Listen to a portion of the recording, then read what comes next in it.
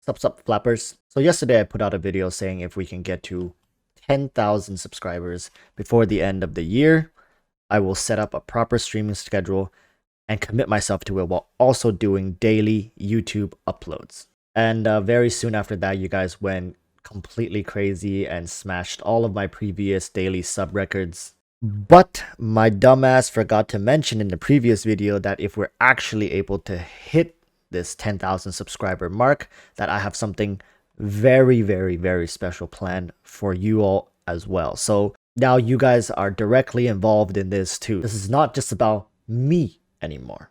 And let me give you a hint. It involves money. Anyways, now that I have bribed you, convinced you to like and subscribe, we can move on to the video.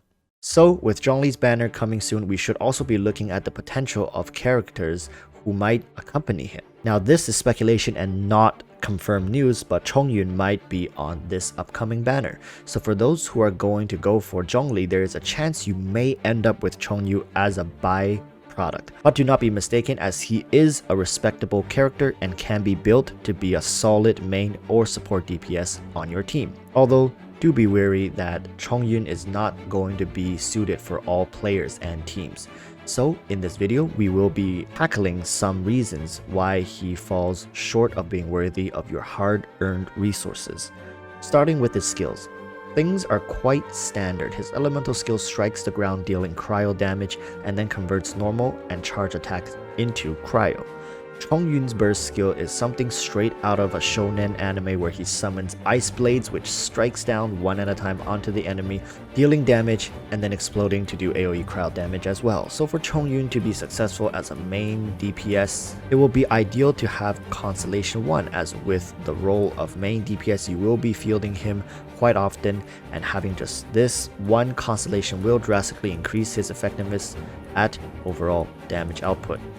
For the role of support DPS, this will not be an issue as ChonYun can function perfectly at C0 when just supporting. However, ChonYun offers a niche support style and will only shine when in certain teams. I will talk about this more in detail during the team building part of this video. Going into the weapons, as usual, we start with the 3 stars and move up. Remember, unless mentioned, the higher tiered weapon always should replace the lower. So for the 3-star choice, the Debate Club is great with passive attack being the substat and an elemental skill that buffs normal and charge attacks. After using your elemental skill, dealing additional small AoE damage through auto and charged attacks with a 15-second CD which coincides with his skill CD perfectly. Onwards to the 4-star choice, we have the prototype Aminus for the best main DPS weapon. It's no surprise that a lot of Claymore users benefit from this 4-star weapon, since with slower attack speed, you want to compensate with harder hits per strike, and that's exactly what this weapon does with its attack, substat, and crush passive skill. So for 5 stars, both the Gravestone and the Skyward's Pride functions as great weapons. Gravestone adds an additional 20% base attack while Skyward Pride increases all damage by 8%. There's no going wrong with either of these weapons, but Gravestone does edge out slightly due to the huge boost it gives when attacking against enemies under 30% along with the raw base attack boost. It helps to scale ChongYun better. Moving on to artifacts, we're looking at 2 sets, one for main DPS and one for assist.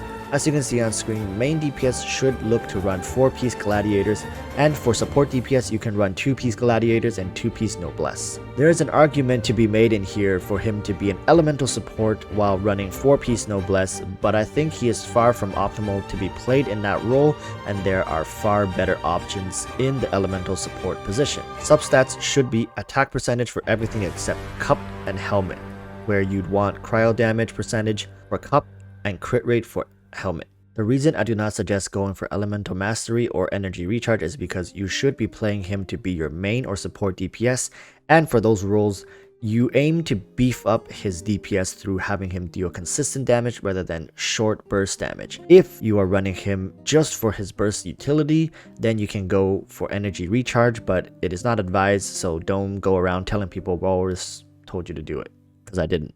Finally, onto team builds. We have a couple scenarios here because of how ChongYun's elemental skill works. If you are playing him as your main DPS, you want someone who can complement the cryo attacks.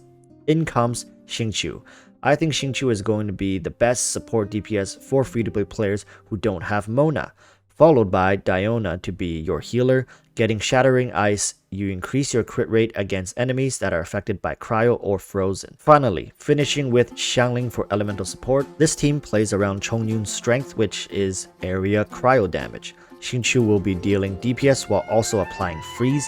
DIONA offers healing and additional cryo application on enemies to maximize Shattering Ice, and XIANGLING proccing melt through Gorba and Pyronado, while not even needing to be on the field. Moving on to another team, this time ChongYun is going to be the support DPS. For those who have Diluc, you can make great use of ChongYun's elemental skill as it turns your auto attacks to cryo, which would allow you to proc melt with Diluc's skill. Healer can be BENNETT, who also provides Fervent Flames 25% attack buff. Top everything off, Venti or Sucrose in the elemental support position to provide swirl reaction and amp damage.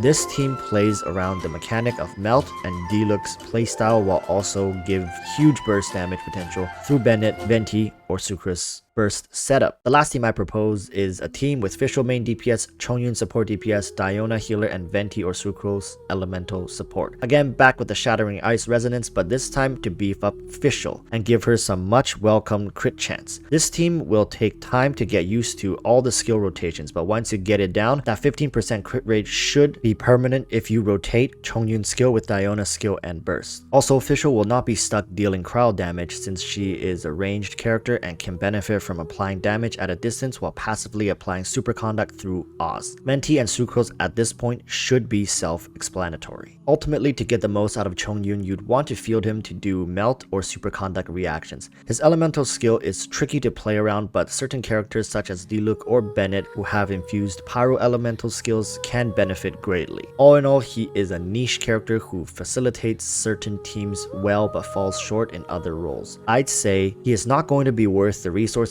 and there are going to be better options for each role that he can fill. That being said, you can still clear the game with him, so if you love him that much, go ahead and build him. This is, after all, just my opinion. And with that said, this video has once again come to an end. Thank you all for watching, and remember to like and subscribe so we can hit 10,000 subs before the end of the year for something very special. Join my Discord below, as the first 100 members do receive a special role as a token going forward. So with that said, my time here is up, but worry not, you can always scan through my channel for other content that might interest you.